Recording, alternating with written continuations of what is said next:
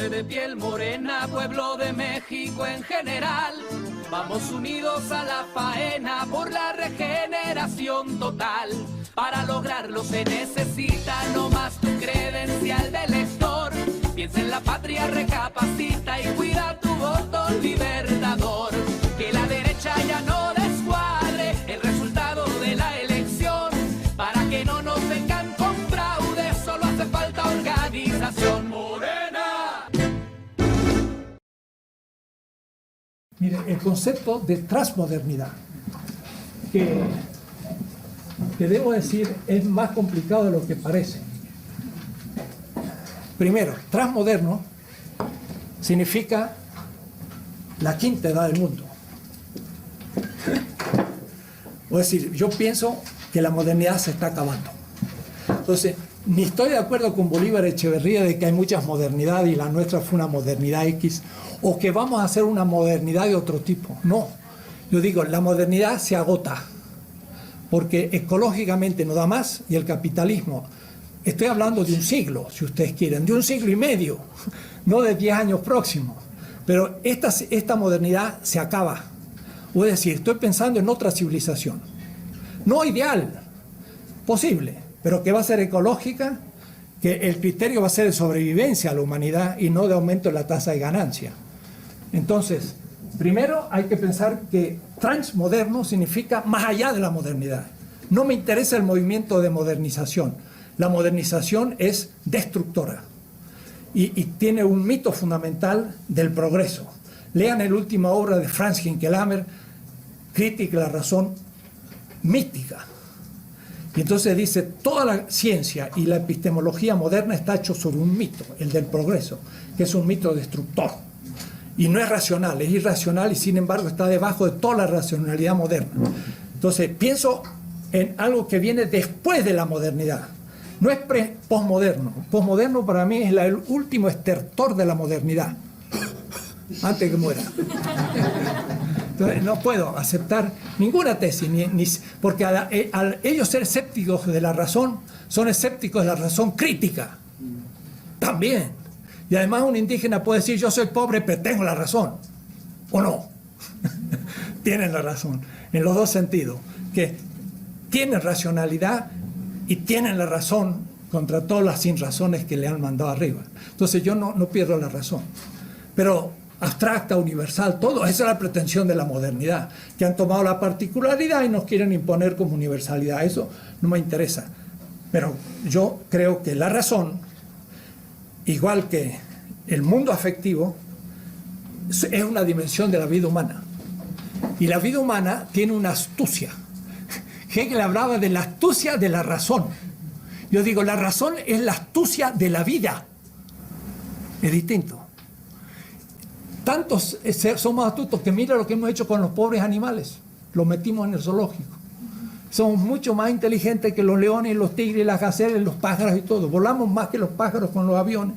Tenemos mucho mejores dientes con los cuchillos y metralladoras que los leones. Es decir, somos la astucia de la vida. Pero esa astucia puede usarse mal o se puede usar bien. Entonces, yo creo que la razón está hecho para la vida.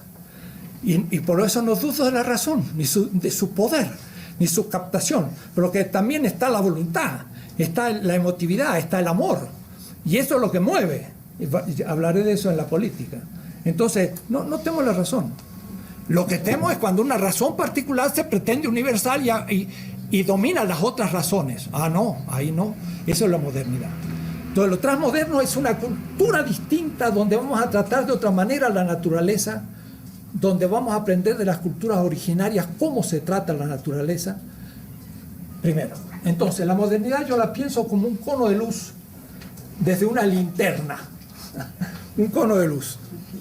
Entonces, impactaron a América Latina y la invadieron y les trajeron su riqueza. No solamente el oro, la plata, sino muchos conocimientos. Los tubérculos. El 90% de lo que come la humanidad en tubérculos es de americanos. La papa, el camote, el azar. Muchas cosas son nuestras. Si viéramos lo que comían los europeos en el siglo XIV, no tenían café, ni azúcar, ni tomate, ni nada, era una cosa aburridísima. Si tuviesen ustedes eso, no sé qué harían con aquello. Bueno, entonces tomaron mucho y dominaron mucho. Después, mucho después, al África, al Bantú, 1885, el Gran Congreso de Berlín, donde se separa geométricamente el cuerpo del África y cortan por la mitad las etnias y hacen países geométricos, y eso todavía el África no puede solucionarlo.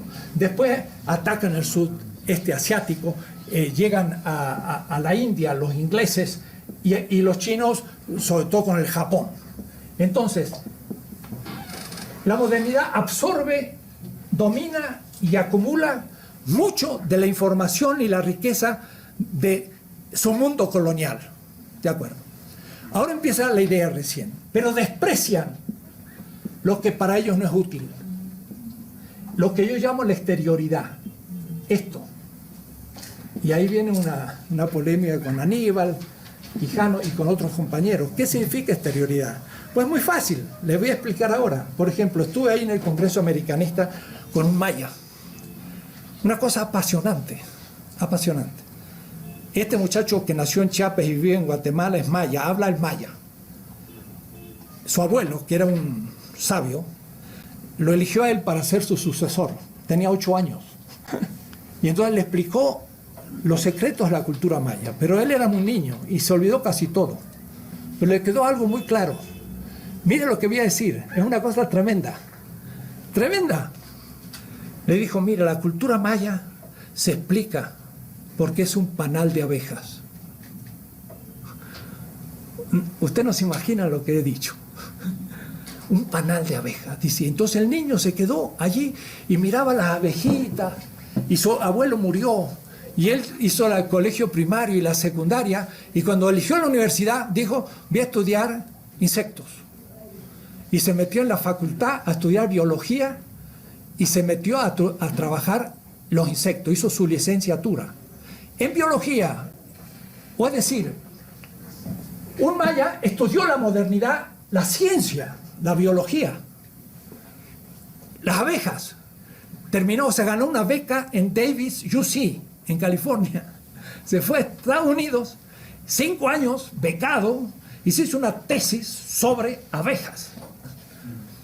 Cuando terminó la tesis, dijo a sus maestros de biología, a mí no me interesan las abejas, me interesa el pueblo maya.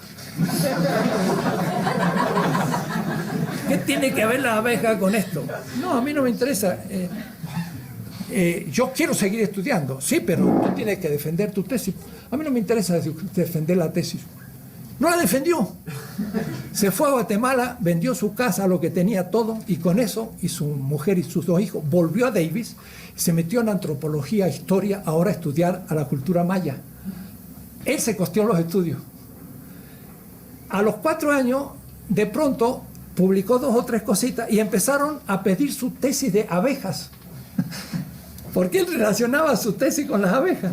Y entonces los maestros dijeron, ¿qué pasa con tu tesis ahí que la están pidiendo? Dije, yo le dije a usted que a mí me interesan los mayas y eso es importante. Bueno, lo cierto es que revisaron la tesis, vieron lo que estaba haciendo, les dieron el doctorado en biología y otro en antropología, tiene 2 doctorados. El hombre ha descubierto la clave de desciframiento de los glifos mayas.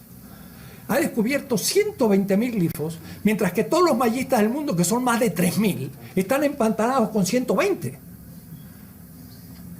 Ha descubierto la clave de toda la cultura y me mostró cómo funcionaba. Miren, entre los mayas, dice, habían observado a tal punto los panales de las abejas que ahora él tiene un laboratorio, microscopio electrónico, todo, puros panales, que se los llevaba de Guatemala a Davis, en California, y ahí los estudia, ¿no? La reina, una vez que es reina, ya no necesita más. Que decir que las otras hembras, diríamos, son ultimadas, son sacrificadas. Los mayas hacían eso. Que después que tenía la reina, la familia real, se inmolaban las vírgenes. Era trágico, pero era el panal llevado a la letra. El Panal tenía 9 pisos. 9 pisos tiene Chichén Itzá, la pirámide. Los 9 pisos no son los 9 planetas, son los 9 pisos de un panal.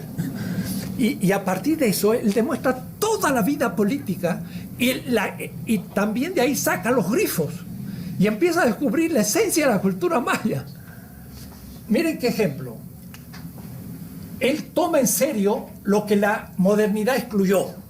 Por eso necesita la categoría exterioridad. En los pueblos bantúes, sus tradiciones, que son tonteras, son mitos, son hechicerías.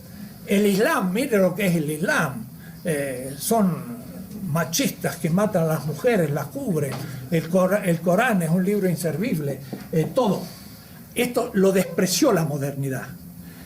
Alguien que pertenece a esa cultura, primero, uno, toma autoconciencia del valor de lo propio que la modernidad desprecia. Entonces necesito el concepto de exterioridad que no tiene ningún colega, ninguno de mis colegas, ni el profesor Sea, ni nadie. Porque lo tomo de Levinas, que es un judío crítico. Entonces, yo como latinoamericano también soy crítico, porque yo soy como un judío. El judío es un perseguido de Europa. Nosotros somos perseguidos de la modernidad. Me sirven los judíos. Yo no soy judío, pero me sirven. Me sirve el que dijo que bienaventurado la viuda, el huérfano y el pobre. ¿Por qué? Porque yo soy un huérfano y un pobre. Y ese pensamiento me viene bien, pero un judío también se siente exterior y perseguido. Entonces, uno es como Acosta, José de Acosta, aquí en México y el Perú, escribió su obra y decía, los indios, miren qué tontera, pero en fin, Dios, Dios. Dice la N, si la cambiamos sale judíos. Lo dice Acosta, pero yo pienso que los indios son como los judíos, en el sentido que son los perseguidos y despreciados. Entonces Levinas tiene el pensamiento de un hombre que estaba en el campo de concentración. Y el profesor Appel, maestro de Habermas, estaba en el ejército alemán invadiendo Rusia. No es lo mismo, ¿no?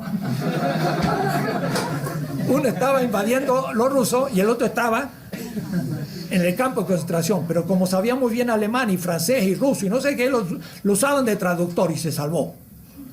Pero a su familia le hicieron pecadillo en Lituania, le mataron a su padre, a sus hermanos, a todos. Y por eso su libro, el segundo, lo dedica a todos los muertos. Pero yo le dije a Levinas, ¿y qué me dice de los indios? ¿Y los esclavos? ¿No fueron como judíos? Y Levinas me dijo, eso lo tiene que pensar usted. Y dije, bueno, de acuerdo. Y lo he hecho. ¿Se dan cuenta? Es lo mismo. Entonces, el pensamiento de la exterioridad dice, primero, un maya toma conciencia del valor de lo maya, que estaba antes de la modernidad, con la modernidad, y va a estar más allá de la modernidad. Va a ser transmoderno. No post, la última etapa. La posmodernidad es la última etapa de la modernidad todavía europea. Pero yo digo, tiene que a su vez dialogar con la modernidad y tomar de ella lo mejor. Entonces se me dice en la tesis de esta tarde, ¿y quién decide quién es lo mejor? ¿Quién lo decide? El maya decide qué es lo mejor de la modernidad que le interesa. No le va a decir la modernidad lo bueno para el maya. El maya dice, yo lo que quiero es que me dé usted la entomología. ¿La entomología? ¿Qué es eso? Pues la ciencia de las abejas, de los insectos. ¿Y para qué le sirve? Usted no se preocupe, me sirve. Pues decir, él eligió, miren qué ejemplo más fantástico. Él eligió de la modernidad algo que la modernidad lo usa para otras cosas, para ver si matar abejas porque son una peste. O al contrario, para que produzcan miel y hace un negocio y se hace rico gracias a la miel de las abejas. No, no quería las abejas para hacerse rico, era para descubrir la esencia de su pueblo. Miren qué notable. Usó la modernidad, pero él fue el que tuvo el control de lo que de la modernidad le interesaba. Era como el ejemplo que yo daba en mi libro, que se llama este profesor en C. En la ciudad de Marruecos, que fue una gran universidad, se llama, bueno, no importa, él primero, siendo árabe y leyendo el árabe, puede leer los árabes en árabe. Entonces relee los filósofos árabes y descubre cosas increíbles. Pero es que él había estudiado hermenéutica en París. Entonces, gracias al estudio hermenéutico con Riquet y otros, pudo hacer una fantástica, novedosa interpretación hermenéutica de los filósofos de árabes. Y entonces descubrió la filosofía oriental árabe, Samarcanda y Bangladesh de Bújara, después la de los fatimitas y luego la de Córdoba, y hace una nueva visión de la filosofía moderna, ilustrada, árabe. O es decir, que son los padres de la modernidad en la cuestión fe y razón y todas estas cuestiones. Pues antes que Kant lo plantearon los árabes. Y luego, a partir entonces del uso de la modernidad, hacen su desarrollo autónomo. Porque eso no lo puede hacer ningún europeo, ningún norteamericano. Son excéntricos a la posibilidad. Porque es un árabe que desarrolla lo propio. Ahora es un maya que va ahora ante los 3.000 o más mayistas del mundo. Dice, tengo miedo, dice, de publicar ahora mis cosas. Tengo que patentarlas. Digo, mira, pregúntale a los abogados de Davis cómo se hace una patente. Tú tienes que patentar, sí, tienes que ir y decir, voy a hacer una patente. Toda la cultura maya se refiere a los panales de abeja. Y esto es tal y tal, tal, y en 30 líneas tú tienes que patentar tu descubrimiento. Te lo van a robar y después te lo van a basurear. Entonces, un momentito, usted tiene que decir que yo fui el primero y que soy maya. Porque hay mucha gente que vive de lo maya hoy en el mundo, profesores rusos, norteamericanos, alemanes, todo. Entonces, él va a hacer un desarrollo de la cultura maya, desde lo maya. Entonces, y este es el tercer momento. ¿Se dan cuenta? Eso es lo transmoderno. Cada cultura está haciendo un descubrimiento de lo propio desde la exterioridad europea. Y hay un cierto núcleo, no de identidad, sino de semejanza. Porque la analogía permite hablar de semejanza, y hay un nivel de distinción analógica completamente distinto. Entonces, ni necesito la identidad ni necesito la diferencia. Es la semejanza. Por ejemplo, está la naturaleza. Todos la consideramos, pero cada uno la considera de distintas maneras. Pero hay semejanzas. La modernidad es la que hizo de la naturaleza un objeto mercantil. Pero todas las otras culturas consideraron a la naturaleza cuasi divina o secularizada, pero le tenían gran respeto. Y entendieron que había un ciclo de la vida. Y entonces esa semejanza no es identidad. Entonces, la cultura que viene después de la modernidad, un siglo, el que sea, es transcapitalista.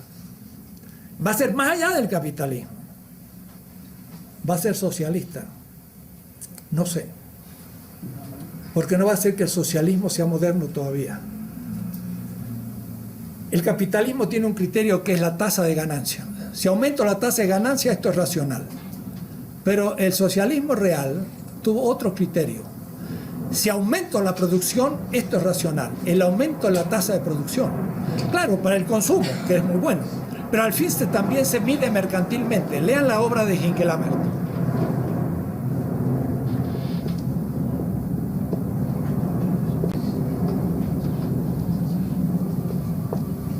Es un gran economista alemán, filósofo de Berlín, que se vino en el año 62 a América Latina y está todavía. Así que llegó a los 30 años y es un viejito, igual que yo, un poquito más, y que ya los dos moriremos dentro de poco. Porque él fumó mucho, además. Y Hinckelamert, gran economista, se metió en un instituto de investigación en Berlín para estudiar a la Unión Soviética. Conoce perfecto el ruso. Entonces hizo una investigación cómo funcionaba el sistema ruso muy bien y empezó la crítica. Pero después con ese modelo lo aplicó a la Alemania occidental y cuando lo aplicó lo echaron. Ya no les interesó y se vino a Chile. Él tiene una crítica al socialismo real muy fuerte porque muestra que no es lo mismo que Marx, pero el socialismo real. Que allí funcionó la racionalidad del aumento de la tasa de producción. Y eso es tan irracional como el aumento de la tasa de ganancia. Y es tan moderno como el capitalismo. ¿Por qué? Porque miren ustedes, piénsenlo bien, perdón, vamos a planificar todo. ¡Wow! ¿No le parece que es más racional aún que el mercado? Es más racional que el mercado. Vamos a racionalizar hasta el color del botón. Eso lo pensaba Kotorovich. Claro, no. Vamos a planificar ciertas cosas. Problema. Hay que planificarlo menos y estratégicamente. Y ahora tenemos máquina electrónica y podemos hacerlo mejor. Pero en el fondo es muy moderno eso de racionalizar las cosas. Entonces, pongo como pregunta, esa cultura futura no es una, sino son muchas que tienen semejanzas y por siglos podrá hacer esto después de la modernidad, y ya veremos qué se va dando en ese mundo. Eso es lo que yo entiendo por transmoderno, pero no muchas modernidades. La única modernidad es la europea y para mí se termina ahí. Tenemos que ir a otro tipo de cultura más humana, más ética, que respete más la naturaleza, que respete más a los demás, que no sea capitalista, pero también aproveche lo aprovechable. Claro, la historia no puede empezar a hacerlo de nuevo, tiene que continuar. Bueno, era esta la idea de transmodernidad. Es bien simple si se entiende el concepto de exterioridad, pero no es semejante a ninguna de las otras propuestas. Es muy distinta. Y insisto, el punto de apoyo es la exterioridad. El que piensa puede criticar la modernidad y hacer otro proyecto. Esto no lo puede hacer ningún europeo ni norteamericano, porque no es maya, no es musulmán, no es chino, no es bantú, no es latinoamericano. No lo puede hacer. Puede estudiar. Más, puede hacerlo de Hinkelhammer, venirse a América Latina y latinoamericanizarse. Ahí sí. Va a Alemania y ya no lo entienden. Entonces ya se transubstanció. Y entonces puede ver. Esto es lo que dice Marx, dice eso, ¿eh? No crean que estoy hablando de otro tema. Marx habla de la transubstanciación de la mercancía.